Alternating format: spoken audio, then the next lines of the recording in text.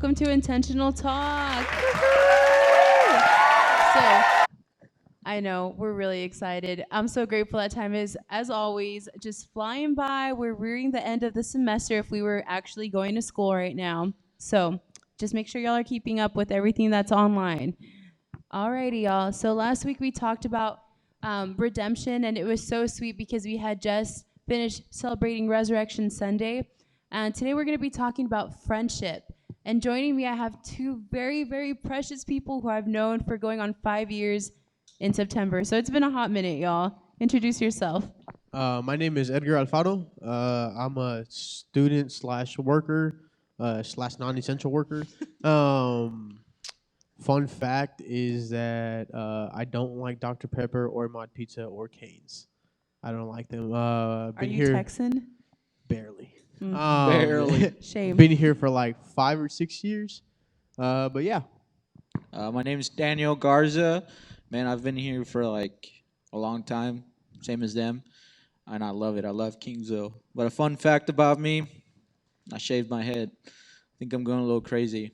Yeah. The Rona made him do it, y'all. Who knows? Maybe next It's week been I'll a have a while. shaved head. Actually, I won't. Don't count on that. So, y'all, I mentioned that we've known each other for a very long time. So that means we've gone through many seasons of life together. If y'all ever make your way to Little Kingsville, you'll hear a story that Danny loves telling about him tackling me into a paintbrush.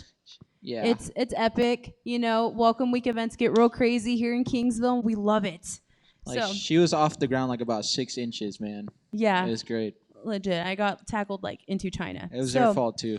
order of business, friendship. We're going to approach it and we're going to love it. First question. So, what does it mean to be a friend, and what are healthy expectations that we can have for a godly friendship?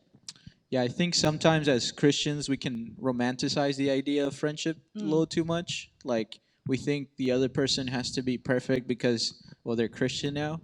But I think what you learn to realize in real friendship is that people are messy and that people have carry just burdens and they carry these things with one another.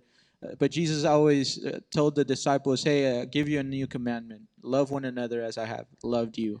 Right? And you think about the disciples; they weren't the most holiest of the bunch, but Jesus knew how to love them rightly. And so when you're thinking about what a real friendship looks like, it means you love one another through everything and anything. And I can honestly tell you that I am a product of that. I mean, for a whole year, guys like Edgar and Derek, Itzel, Sean, like all these people, they fought for me, even though I was a jerk and I would treat my friends very poorly. But they would just fight for me and love on me, and that's the reason why I'm even walking with Jesus now. Is because of real friendship. People that didn't have these crazy expectations of me. yeah, and like adding to what Danny just said, loving your neighbor and loving your neighbor. But I think one of the most important things that I think is a foundation to like the friendship that Danny and I share is we deeply love Jesus, and so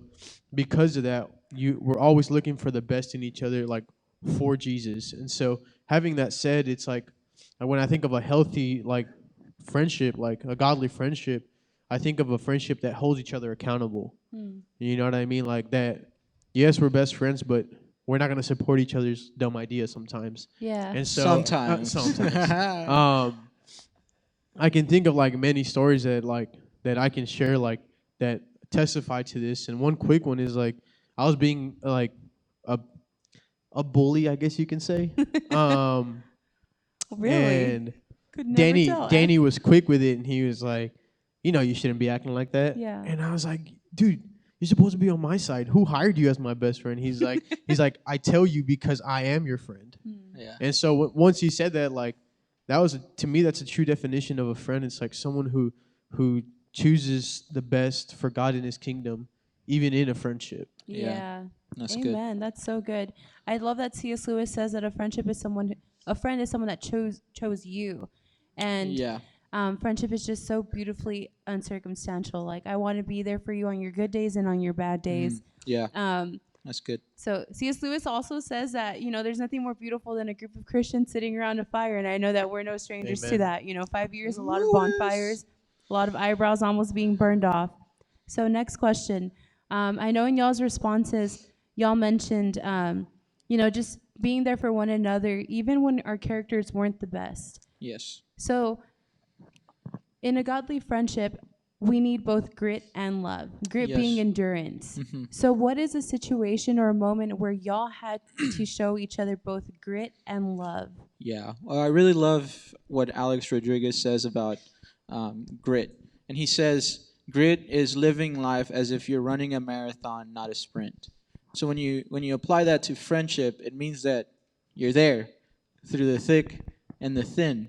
And I think what's so beautiful about this culture that we have in Chi Alpha, honor, right, is that we honor what is true. We honor Christ in one another, meaning that sometimes there might be some ugliness coming out, and we still have to choose to honor, because that's essentially what Jesus has done for us.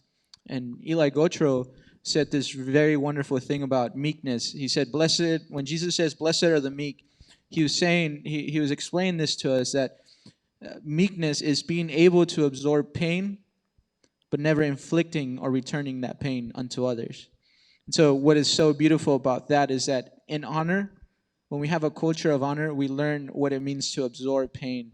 Um, Eli also said that if we knew everything about a person that God knows, we would never get frustrated with them, because God really does know them, and He's known the deep pains and scars that have led to this outburst. And so when we learn to look at people with that honor and that love that Christ showed us, then we can have grit. Yes. I mean, there's nothing really I could add to that. That was like spot on. Yeah, that was actually very beautiful. He taught me everything. What's so crazy, Danny, is that a couple of weeks ago, I turned on my Galaxy S3. So it was many moons ago, y'all, my freshman year of college. And, I re-downloaded my WhatsApp for many reasons that are just not important at the moment. But I found a message there that you sent me, nearing about 5 years ago. Uh-huh. And it was a situation, I remember that night, it was a situation where my character was just not the greatest, and I reacted very poorly to a situation. And you took the time afterwards and you messaged me and reminded me that that was not who I was. Mhm. That you still chose to see God in me, and I could not be more grateful, because I remember I went home feeling so rotten. So I'm really grateful that, you are not only a person that speaks, but you act it out in your life. Your words follow your actions, and I couldn't be more grateful. I agree 100%. So, Yes. all right, before I start getting emotional, next question. A trait of a really godly friendship, or a trait of a godly friendship, period, is that, we recognize that God alone can satisfy our soul. Mhm. Following that, we also, a godly friend will not let your affections go anywhere outside of that. So what would you say, or what would you recommend that a person do whenever they realize that, God is no longer at the center of their friendship? I think one great way to answer that is a while back we went to Brother Daniel's house, and we were helping him out, and I remember him asking me, he's like, "Hey, like, is Daniel your best friend?" And I was like, "Heck yeah, like that guy, I love that guy." And he's like, "Do you know that like what you have with Daniel, if you only have it with Daniel, you're doing this whole Christianity thing wrong." Mm. And I thought that was so cool of him to say, because I was thinking, I was like, man, like he's so right. Like if Danny's the only person I go talk to, like if Danny's the only person that like I Yeah. seek advice from, soon enough, like this is no longer about Jesus. This is about the friendship that me and Danny have.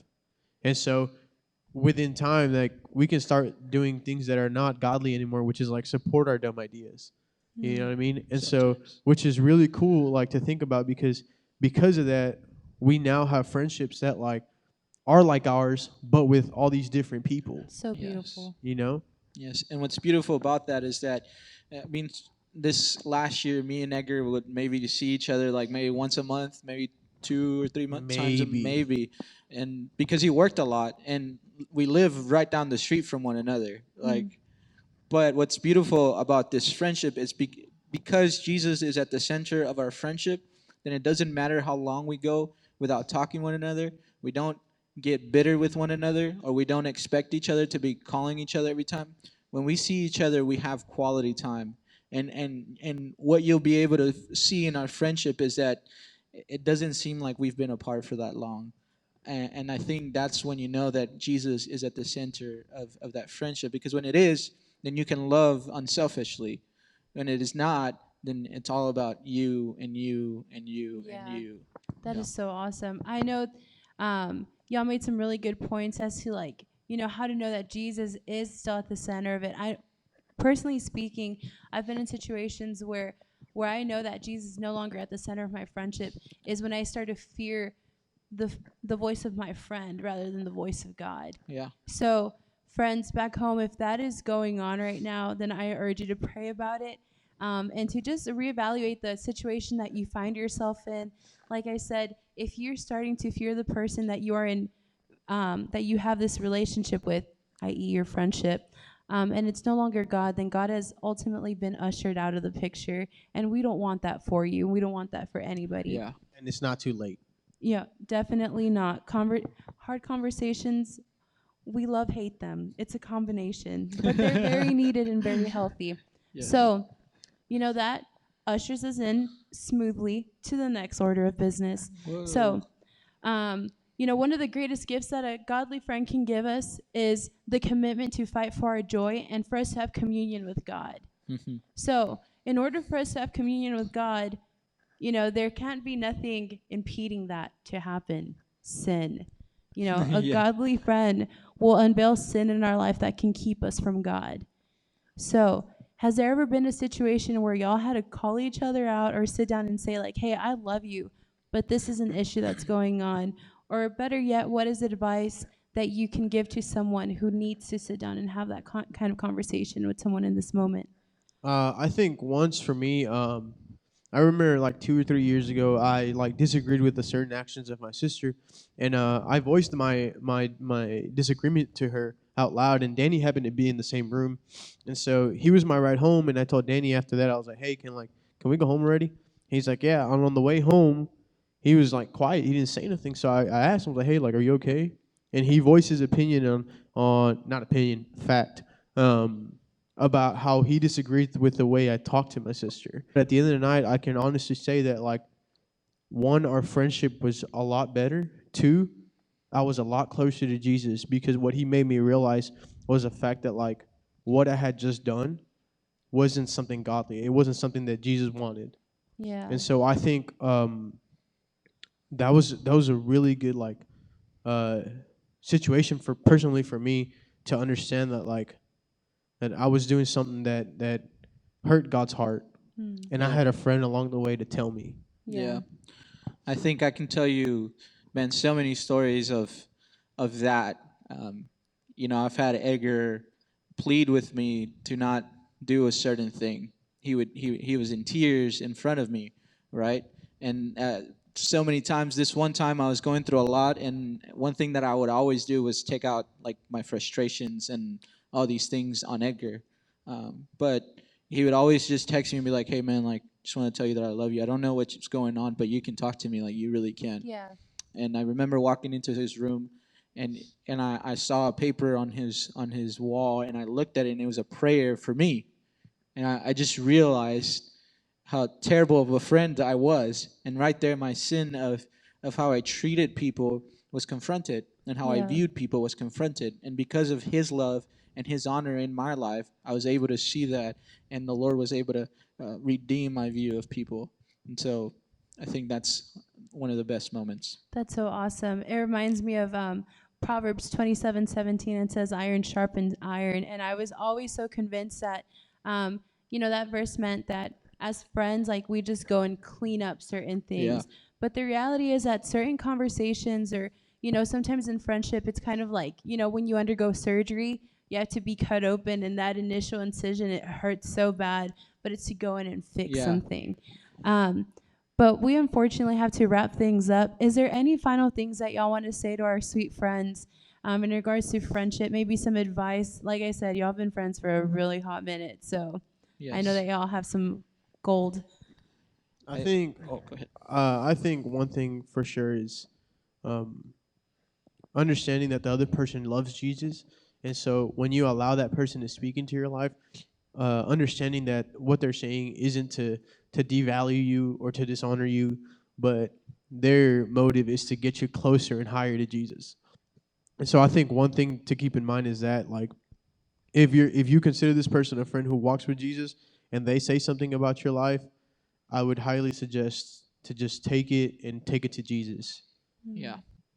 So I would say honor. I think honor is one of the most important things about a friendship, a fellowship. Without honor, I think we'll crumble. Without honor, there's no trust and there's suspicion, and friendship will never grow. It'll just be destroyed. Yeah. So I think if we remember to keep our eyes on Christ and what He is doing on each other, in and through each other, then we'll always be able to honor each other. These 5 years have been absolutely rich with you guys, and I cannot wait to see what the next 5 years of them looks A like. whole lot of crazy. Honestly, but it's been eventful to say the least. Y'all, we love you guys so much. Again, if you have any comments, questions, let us know. We want to be there with you guys. Distance is not a factor to friendship in this case, you know.